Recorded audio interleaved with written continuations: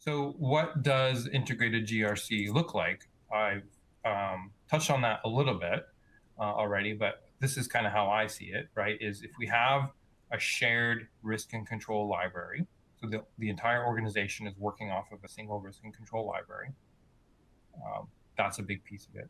If we have that common or that single risk taxonomy, we're all speaking the same language.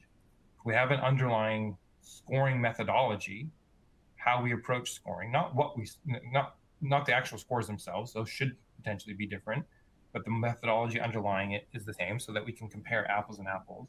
That's at the core of this, what I call this single source of truth, that everybody's working off of the same, right? So it's no longer internal audit is managing their risks to do their work, and the ERM team has a separate set of risks, and then we spend a couple of weeks a quarter trying to reconcile those things to see where we have overlap. I use that as an example because I've heard that from actual folks that from customers, that's the situation they're in, right? They have 4 or 5 different risk registers spread across the organization, and they spend a week or two a quarter trying to reconcile that so that they can go to the board and not step on each other's toes. Like that's not a really good use of time, right? So this is, I think, this thinking along this way in terms of that single source of truth that everybody then is a user of, that makes a lot of sense, right? So then the ERM team can see the entire universe of risks in one place.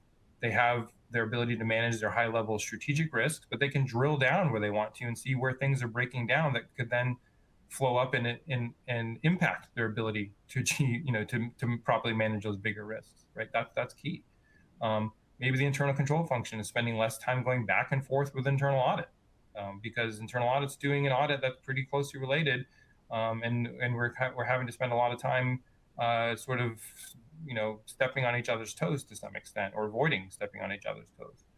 And you can see some other examples here, right? The big ones at the top, as I mentioned earlier, for the first line, I spend more time focused on my business priorities while still taking ownership for my risk and controls. We make it easier for them, so it becomes easier to get that next stage of maturity of the first line, feeling ownership of their controls, particularly, right? They need to own it, but it's not so much that it becomes a burden that is keeping them away from their core work of driving revenue or customer service, whatever it happens to be.